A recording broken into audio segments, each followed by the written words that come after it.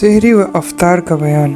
روزے کا آغاز صبح صادق کی طلوع ہونے سے ہوتا ہے اور اختتام غروب آفتاب پر ہوتا ہے، اس لیے شریعت نے سحری کھانے کی مستحب قرار دیا تاکہ قوت آ جائے اور روزے کا پورا کرنا آسان ہو۔ مختلف احادیث میں سحری کھانے کی ترغیب آئی ہے۔ ایک حدیث میں ہے، سحری کھاؤ، سحری میں برکت ہے۔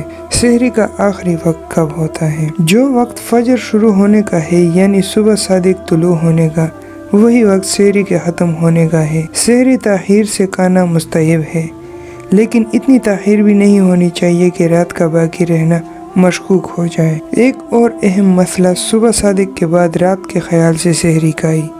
اگر اس خیال سے سحری کھائی کہ ابھی صبح نہیں ہوئی ہے، حالانکہ صبح صادق ہو چکی تھی، تو صرف روزے کی قضا واجب ہوگی، کفارہ نہیں ہوگا۔ صحبت کے بعد غسل، بغیر غسل کے سحری۔ صحبت کرنے کے بعد افضل طریقہ یہ ہے کہ پہلے غسل کریں پھر سحری کریں۔ اگر کوئی بغیر غسل کیے سحری کھاتا ہے تو درست ہے، البتہ یہ کہ کھانے پینے سے پہلے کلی کر لے اور ہاتھ دھو لے۔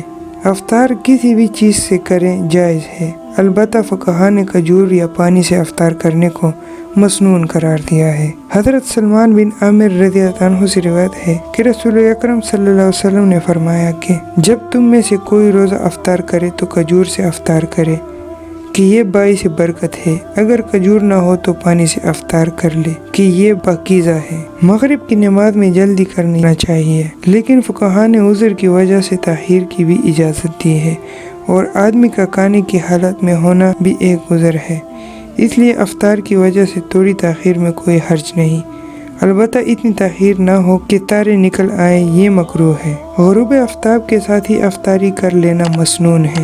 اگر اس یقین کے ساتھ افطار کر لیا کہ سورج ڈوب چکا ہے، مگر بعد کو معلوم ہوا کہ یہ اس کی غلط فہمی تھی، تو صرف قضاء واجب ہوگی، کفارہ نہیں۔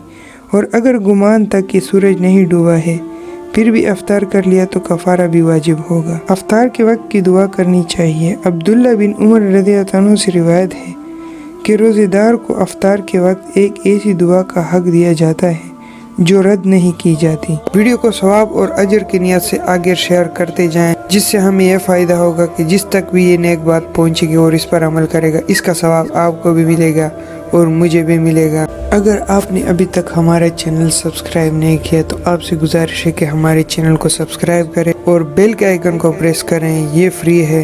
اس سے یہ فائدہ ہوگا کہ جب بھی ہم اپنی چینل پہ ویڈیو اپلوڈ کریں گے، اس کی نوٹیفیکیشن آپ تک پہنچتی رہے گی۔